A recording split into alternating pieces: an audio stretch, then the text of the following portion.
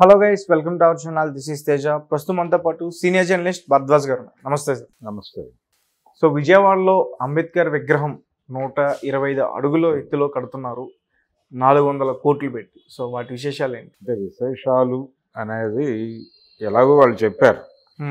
ఇప్పుడు మీరు అన్నట్టుగా 125 అడుగుల విగ్రహం, ఇంత ఇనుము వెచ్చించారు.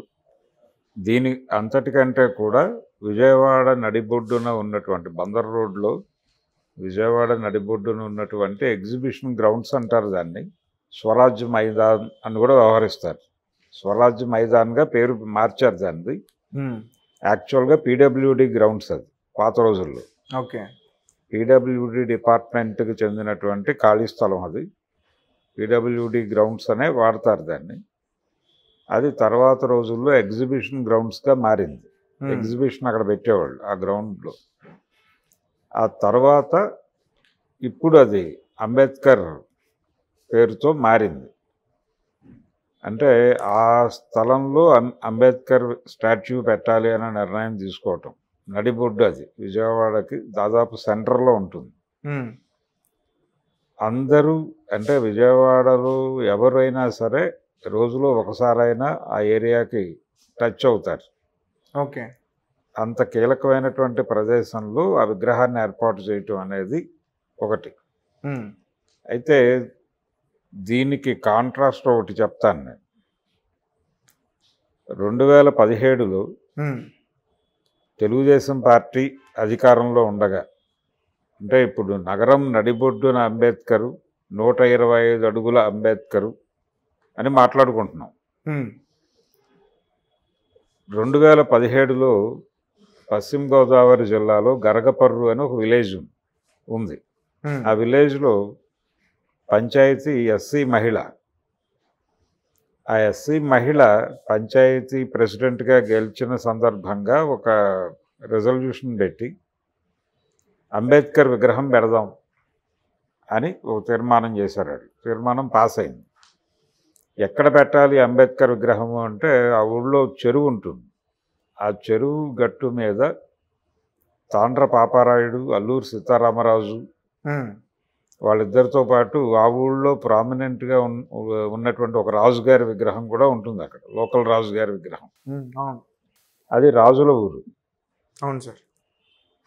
ఈ రాజుల ఊరు గరగపర్రులో ఆ చెరువు మీద అల్లూరి సీతారామరాజు వీళ్ళ విగ్రహాల సరసన, ఈ తాండ్ర పాపారాయుడు వీళ్ళ విగ్రహాల సరసన సీతారామరాజు విగ్రహానికి కొంచెం దగ్గరలో అంబేద్కర్ విగ్రహం పెట్టాలి అని అనుకున్నారు.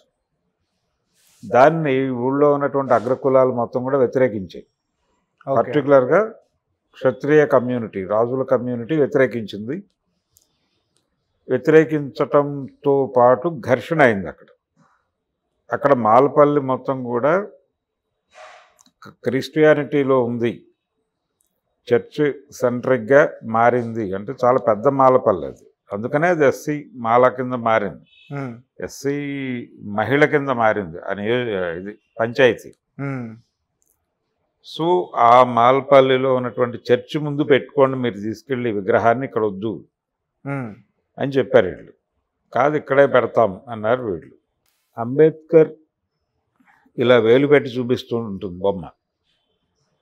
ఇది సీతారామరాజు వైపు వేలు పెట్టినట్టుగా ఉంది. అంటే ఈ విగ్రహం పెట్టినటువంటి పొజిషన్ ఇది మమ్మల్ని, మా నమ్మకాలని, తర్వాత మా మనోభావాల్ని గాయపరుస్తోంది అన్నట్టుగా వాళ్ళు మాట్లాడటం మొదలుపెట్టారు రాజులు. ఇది మొత్తానికి చిలికి గాలివానై ఘర్షణ పడ్డారు, కొట్టుకున్నారు. వీళ్ళు వెళ్ళి వాళ్ళని కొట్టారు, మాలపల్లిని బహిష్కరణ చేశారు, ఊర్లోకి రానివ్వలేదు వాళ్ళని, గ్రామ బహిష్కరణ చేశారు. ఈ మాలపల్లి చుట్టూ పోలీసుల్ని మోహరించారు, కేసులు పెట్టారు ఇరుపక్షాలు. అంటే యాక్చువల్గా వీళ్ళు వాళ్ళని కొట్టి వాళ్ళ మీద కేసులు పెట్టారు, వాళ్ళు కూడా కేసు పెట్టారు. ఇందులో కూడా కొంతమందిని అరెస్ట్ చేశారు పోలీసులు. తెలుగుదేశం గవర్నమెంట్ ఉంది అప్పుడు, చంద్రబాబు నాయుడు గారు ముఖ్యమంత్రిగా ఉన్నాడు. ఆయన వాళ్ళకే మద్దతు ప్రకటించాడు. ఎవరికి? రాజులకే ప్రకటించి నెమ్మదిగా ఆ కేసు నుంచి వాళ్ళని బయటకు తీసుకొచ్చారు. స్టేటస్కో అది పంచాయతీ ఆఫీస్ దగ్గరే ఉండిపోయింది ఆ విగ్రహం. ఈ కథ కూడా చూసాం మనం. అదే ఆంధ్రప్రదేశ్లో. ఏ ఆంధ్రప్రదేశ్లో అయితే ఇప్పుడు 125 అడుగుల విగ్రహాన్ని పెట్టారు అంబేద్కర్ది అని చెప్తున్నారు, అదే ఆంధ్రప్రదేశ్లో గరగపర్రులో అంబేద్కర్ విగ్రహం ఊరి మధ్యలో పెట్టుకోవటానికి అనుమతి ఇవ్వకుండా దళితుల మీద దాడి చేసి కొట్టి తీసుకెళ్ళి మీ చర్చి దగ్గర పెట్టుకోండి అన్న సంఘటన కూడా చూసాం. అదైతే ఎప్పుడో జరగలే, మొన్న జరిగింది, 2017లో జరిగింది. మొత్తం చాలామంది దళిత సంఘాలు వెళ్ళే అక్కడికి, చాలామంది అంటే వాళ్ళని పనుల్లోకి కూడా రానివ్వాల. పనుల్లోకి రానివ్వకపోతే రోజు కూలీ చేస్తే తప్ప నోట్లోకి 4 వేళ్ళు వెళ్ళలేని పరిస్థితి. వాళ్ళ దగ్గరికి చుట్టుపక్కల దళితవాడల్లో నుంచి బియ్యం కలెక్ట్ చేసి పంపిస్తే వాళ్ళు వంట చేసుకునేవాళ్ళు. చర్చి దగ్గర కామన్ కిచెన్ పెట్టుకుని వంట చేసుకున్నారు ఆ టైంలో. వి హనుమంతరావు గారు వీళ్ళందరూ వెళ్ళి పరామర్శించారు. వాళ్ళు అందరు రాజకీయ నాయకులు వెళ్ళి పరామర్శించారు. అప్పటి ప్రతిపక్షాలన్నీ కూడా. తెలుగుదేశం అధికారంలో ఉంది అప్పుడు. సో ఇదొక విచిత్రమైనటువంటి సంఘటనగా అనిపిస్తుంది. అలా వెలికి గురైనటువంటి అంబేద్కర్ ఇప్పుడు విజయవాడ నడిబొడ్డున, అంటే ఒక రకంగా ఆంధ్రప్రదేశ్ క్యాపిటల్ ప్రస్తుతానికి విజయవాడ అనుకుంటే, ఆ క్యాపిటల్ నడిబొడ్డున పిడబ్ల్యూడి గ్రౌండ్స్లో ఈ విగ్రహం 125 అడుగుల విగ్రహం పెట్టడం అనేది చాలా గొప్ప విషయమే. కానీ ఇక్కడ జగన్మోహన్ రెడ్డి ప్రభుత్వం మీద కూడా విమర్శలు ఉన్నాయి, జగన్మోహన్ రెడ్డి గారి పార్టీ మీద కూడా విమర్శలు ఉన్నాయి. అదేంటంటే పెట్టడం పట్ల కాదు, ఈ విగ్రహం పెట్టడం ద్వారా దళితుల పట్ల తనకి విపరీతమైన అనురక్తి ఉంది అని ప్రకటించుకోవాలనేది ఆయన ఉద్దేశం కావచ్చు. కానీ దళితులకి శిరోముండనం చేసినటువంటి తోట త్రిమూర్తులు ఆ పార్టీలోనే ఉన్నాడు, ఆ పార్టీలో చేర్చుకున్నాడు జగన్ గారు. అలాగే ఒక దళితుడిని చంపి ఇంటికి శవాన్ని పంపించినటువంటి ఆనంద్ బాబు లాంటి వాళ్ళు అందులోనే ఉన్నారు. ఇలాంటి వాళ్ళని ఎందుకు మెయింటైన్ చేస్తున్నారు మీరు మీ పార్టీలో? మీరు ఇప్పుడు దళిత ఉద్ధారకుడిగా మారాలని కదా మీ ప్రోగ్రాం ఈ విగ్రహం పెట్టడం వెనకాల. మరి వాళ్ళని ఎందుకు పార్టీలో ఉంచుకున్నారు మీరు? కాబట్టి చిత్తశుద్ధి లోపం అనేది కూడా ఉంటుంది పార్టీల్లో. అంటే తెలుగుదేశం పార్టీ అంబేద్కర్కి అవమానం చేసింది ఆ రోజున గరగపర్రులో. మేమేదో అంబేద్కర్ని ఈ లెవెల్లో సత్కరించాం అని చెప్పుకోవడం ద్వారా వీళ్ళ టార్గెట్ ఏంటి, వైసీపీ టార్గెట్ ఏంటి? ఎలక్షన్స్ వస్తున్నాయి, ఇంకా వర్క్ కంప్లీట్ కాకుండానే ఇనాగరేట్ చేశారు. ఈ ఇనాగరేషన్ చేయటం ద్వారా దళిత ఓట్లను తన వైపు అట్రాక్ట్ చేసుకోవటం అనేది ప్రోగ్రాం. దళిత ఓట్లు అట్రాక్ట్ అవుతాయా లేదా అనేది వేరే గొడవ. ఇప్పుడు మనం ఇక్కడేమో దళిత ఓటర్లను అట్రాక్ట్ చేయటం అనే ప్రోగ్రాంలో భాగంగా అంబేద్కర్ విగ్రహాన్ని చూస్తున్నాం. 19వ తారీఖు సరిగ్గా 2 రోజుల్లో రాముడి విగ్రహావిష్కరణ ఉంది అక్కడ అయోధ్యలో, బీజేపీ నాయకత్వంలో, మోడీ గారి నేతృత్వంలో. సో రామాలయం తెరిచాం కాబట్టి హిందూ సమాజం మొత్తం సగర్వంగా మాకు ఓటేయాలి అనేది ప్రోగ్రాం. డోర్ టు డోర్ అక్షింతలు పంపిస్తున్నారు. అక్కడ 7 లక్షల మందికి అకామిడేషన్ ఉంది. మిగిలిన వాళ్ళందరూ కూడా ఈ అక్షింతలు వేసుకుని ఆ రోజు లైవ్ చూసేస్తే సరిపోతుంది అని చెప్తున్నారు. సో ఇలా ప్రతి విగ్రహం వెనకాల ఒక ప్రోగ్రాం ఉంటుంది, ఒక హిడెన్ ఎజెండా ఉంటుంది, ఒక వ్యూహాత్మక వ్యవహారం ఉంటుంది. కొన్ని ఓట్లని అట్రాక్ట్ చేయటం అనేది ప్రోగ్రాం. రేపు పార్లమెంట్ ఎన్నికల్లో బీజేపీ ఓడిపోతే రాముడికి ఇబ్బందే. నీ గుడి ఓపెన్ చేశాం మేము, అసలు 500 సంవత్సరాల పాటు అలా ఉన్నటువంటి సంక్షోభంలో ఉన్నటువంటి రామజన్మభూమిని బయటకు తీసుకొచ్చి విముక్తి ప్రసాదించి మీకు ఆలయ నిర్మాణం జరిపి ఇంత చేస్తే మేము ఓడిపోయాం, ఏమిటి నీ పరిస్థితి అని రాముడిని క్వశ్చన్ చేయొచ్చు. బీజేపీ చేసే ప్రమాదం ఉంది. అలాగే ఇప్పుడు అంబేద్కర్ గారికి 125 అడుగుల విగ్రహం పెట్టారు విజయవాడ నడిబొడ్డున. రేపు పొద్దున అసెంబ్లీ ఎన్నికలు జరగబోతుంటాయి ఏపీలో. ఆ ఎలక్షన్ సందర్భంగా ఏదైనా తేడా జరిగితే యాజ్ ఆన్ టుడే మేము గెలుస్తున్నామని 2 పార్టీలు చెప్పుకుంటున్నాయి, టీడీపీ వైసీపీ 2. ఏదైనా తేడా జరిగితే అంబేద్కర్ పెట్టడం వలన జరిగింది, లేదా అంబేద్కర్ని ఇది చేయటం వలన, అంటే మాకేం కలిసి రాలేదు అనే మాట కూడా రావచ్చు. కాబట్టి అంబేద్కర్ కూడా రాముడిలాగా మాట కాయాల్సి వస్తుంది. ఓకే, ఇప్పుడు వచ్చినటువంటి 125 అడుగుల అంబేద్కర్ కూడా ఈ విగ్రహాలు పెట్టటము, ఈ గుళ్ళు నిర్మాణం చేయటము, ఇదంతా కూడా ఓటర్లని అట్రాక్ట్ చేసే ప్రోగ్రాంలో భాగంగానే జరుగుతోంది నిర్మోహమాటంగా. అంటే ఇప్పుడు జగన్మోహన్ రెడ్డి గారు చంద్రబాబు నాయుడు గారు కట్టించిన సెక్రటరీని కూల్చేశారు ఆయన ప్రభుత్వం వచ్చిన తర్వాత. సెక్రటేరియట్ని కూల్చలేదండి, సెక్రటేరియట్ బాగానే ఉంది, అలాగే శాసనసభ బాగానే ఉంది, హైకోర్టు బాగానే ఉన్నాయి, అక్కడే పని జరుగుతోంది. ఆయన కూల్చింది ప్రజావేదికని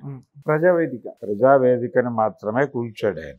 ఓకే, ప్రజావేదికని ఆయన ముఖ్యమంత్రి అంటే ఎన్నికల్లో గెలిచి ముఖ్యమంత్రి అయిన ఇమ్మీడియట్గా ఆయన చేసిన మొదటి యాక్టివిటీ ప్రజావేదికను కూల్చడం. ఓకే, కాబట్టి అంటే సెక్రటేరియట్ నిర్మాణం జరగటం వలన చంద్రబాబు ఓడిపోయాడు ఇలాంటివి అంటే తాత్కాలికమని చెప్పాడు ఆయన. తాత్కాలిక నిర్మాణాలు అన్నాడు. నిజానికి కేసీఆర్ ఇక్కడ పర్మనెంట్ నిర్మాణం చేశాడు 2 ఏళ్ళు తక్కువ టైంలోనే. ఇంతే టైంలో అక్కడ కూడా చేసి ఉండాల్సింది, పర్మనెంట్ కన్స్ట్రక్షన్ చేసుంటే కొంత ఉపయోగపడేది అతను. ఇలాంటి తప్పుడు నిర్ణయాలు కొన్ని జరిగినాయి టీడీపీ హయాంలో, అవి పక్కన పెట్టేస్తే ఇప్పుడు పరిస్థితి ఏంటి? అంబేద్కర్ విగ్రహం ఇక్కడ పెట్టారు, అక్కడ పెట్టారు. ఇక్కడ అంబేద్కర్ విగ్రహం పెట్టాడు, సెక్రటేరియట్ కట్టాడు, మెట్రో రైలు కేసీఆర్ టైంలోనే వచ్చింది. ఇన్ని చేసినప్పటికీ ప్రజలు వ్యతిరేకంగా ఓటేశారు మొన్న బీఆర్ఎస్కి. కాబట్టి ప్రజలు ఎలా ఓట్లేస్తారు, దేన్ని చూసి ఓట్లేస్తారు అనే దానికంటే కూడా అసలు చిత్తశుద్ధి ఉందా ఈ ప్రభుత్వానికి అనేది. దళితుల పట్ల చిత్తశుద్ధి ఉంటే అంబేద్కర్ విదేశీ విద్య అనే పేరుతో ఉన్నటువంటి ఒక పథకానికి అంబేద్కర్ పేరు తీసి జగనన్న విదేశీ చదువు పథకం అని మార్చారు కదా ఏపీలో. ఈ పని ఎందుకు చేశారు మీరు విగ్రహం పెట్టి? అందుకని ఏదైనా ఒక యాక్టివిటీ చేసేటప్పుడు నిజాయితీ మీద అనుమానం వచ్చే ఇతర కార్యక్రమాలు చేయకూడదు. నిజాయితీ మీద డౌట్ వచ్చే అనేక ఇతర కార్యక్రమాలు జగన్ గారు చేశారు, ఈ తోట త్రిమూర్తులని పార్టీలో పెట్టుకోవడం లాంటివి. సో వీటన్నిటి మీద బయట చర్చ జరుగుతోంది. రామాలయ నిర్మాణం అని మోడీ గారు చెప్పగానే రామాలయ నిర్మాణం వెనకాల జరిగిన విధ్వంసము, బలైపోయినటువంటి ప్రాణాలు గురించి మాట్లాడుతున్నారు జనాలు. మొత్తం అందరూ జై శ్రీరామ్ అంటల్లా. రామాలయం వలన సఫర్ అయిన అనేక మంది రోడ్ల మీదకి వచ్చి మాట్లాడుతున్నారు. ఇప్పుడు దీన్ని కూడా పట్టించుకోవాలి. అలాగే మీరు అంబేద్కర్ విగ్రహం పెట్టడం అనేది గొప్ప కాదు. దళితుల ఆత్మగౌరవం నిలబడేలాగా, లేకపోతే దళితుల మీద గతంలో దాడులు చేసిన వాళ్ళు ఎవరైనా మీ పార్టీలో ఉంటే వాళ్ళని ప్రక్షాళన చేయండి. చేసిన తర్వాత మీరు ఏ మేరకు దళిత అనుకూలంగా ఉన్నారో ప్రకటించుకోండి, ఆ దిశగా పనిచేయండి. అది కావాలి కానీ విగ్రహాలు కాదు. 100 అడుగుల విగ్రహం పెట్టినా, 125 అడుగుల విగ్రహం పెట్టినా, లేదా 500 అడుగుల విగ్రహం పెట్టినా అది మీరేదో హిడెన్ ఎజెండాతో చేస్తున్నారనే ప్రపంచం అనుకుంటుంది. చిత్తశుద్ధి కావాలి. ఇప్పుడు ఇంగ్లీష్ మీడియం స్కూళ్ళు పెట్టాడు ఆయన, అది వర్కౌట్ అయింది. ఇలాంటివి కొన్ని అవి ఫోకస్ చేసుకోవటం మంచిది. ఈ అంబేద్కర్ ద్వారా అట్రాక్ట్ చేయటం కన్నా కూడా అంబేద్కర్ ఆలోచన విధానాన్ని పరిపాలనలోకి తీసుకురాగలిగితే అప్పుడు నిజమైనటువంటి విజయం సాధించినోడు అవుతాడు జగన్. అవును, అది ఏ మేరకు ఉంది అనేది మనకు అర్థమవుతూనే ఉంది. నేను ఇందా చెప్పినటువంటి తోట త్రిమూర్తులు, ఆనంద్ బాబు లాంటి వాళ్ళు అందులో ఉన్నారని మాట్లాడుకున్నాం మనం. వీటిని కూడా పరిహరించాలి. వీటిని పరిహరించి చిత్తశుద్ధి చూపించుకోవాలి. ఈ తెలంగాణ కానీ ఆంధ్ర కానీ ఎందుకు సరే విగ్రహాల మీద పడ్డారు? ఎప్పుడూ లేని విధంగా. ఎప్పుడూ లేకపోవడం ఏం కాదండి. విగ్రహాలు, భారీ విగ్రహాలు పెట్టడం అనేది ఇటీవల కాలంలో ఒక కల్ట్గా జరుగుతోంది. మీరు చాలా ప్రాంతాల్లో 125-200 అడుగులు ఎత్తులో ఆంజనేయ స్వామి విగ్రహాలు కనిపిస్తున్నాయి మనకి. అది తెలంగాణలోనూ జరుగుతోంది, ఆంధ్రాలో కూడా జరుగుతోంది. దాని ద్వారా ఏం ప్రమోట్ చేస్తున్నారు, ఏ వాల్యూని ప్రమోట్ చేస్తున్నారు ఆంజనేయ స్వామి విగ్రహం ద్వారా అంటే మంచి, అంటే దాసభక్తిని ప్రమోట్ చేస్తున్నారు అనుకోవచ్చు.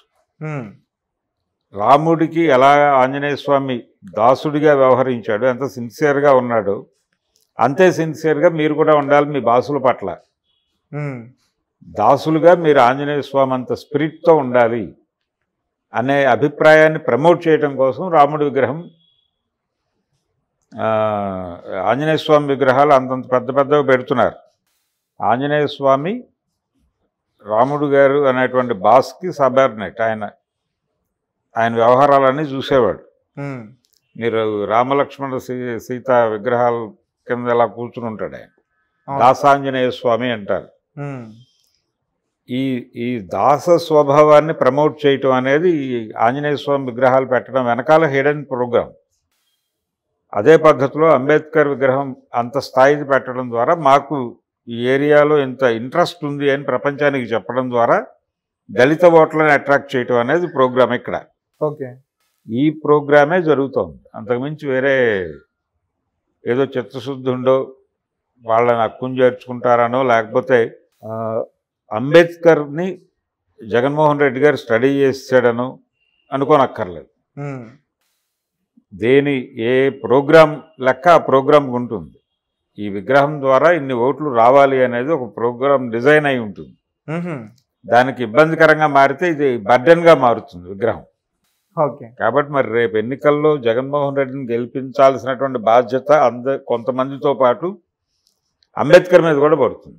ఓకే, ఎలాగైతే కేంద్రంలో బీజేపీ ప్రభుత్వాన్ని గద్దెక్కించాల్సినటువంటి బాధ్యత రాముడి మీద పడిందో, ఏపీలో జగన్మోహన్ రెడ్డి గారిని గెలిపించాల్సిన బాధ్యత అంబేద్కర్ మీద పడింది. ఇప్పుడు అది స్టోరీ. అంటే ఇండైరెక్ట్గా దళితుల మీద ఉంది, వాళ్ళ ఓటు బ్యాంక్తో గెలవాలనా? అంతే. ఓకే, వాళ్ళ ఓటు బ్యాంకుకి వేసినటువంటి గేలం ఇది ఎంతవరకు వర్కౌట్ అవుతుంది అనేది మనకు రేపు మేలో ఎన్నికలు ఉన్నాయి. ఏప్రిల్ అంటున్నారు కానీ మే కావచ్చు అనేది వినిపిస్తున్నమాట. మేలో రిజల్ట్స్ వస్తాయి, మేలో మనకు అర్థమైపోతుంది.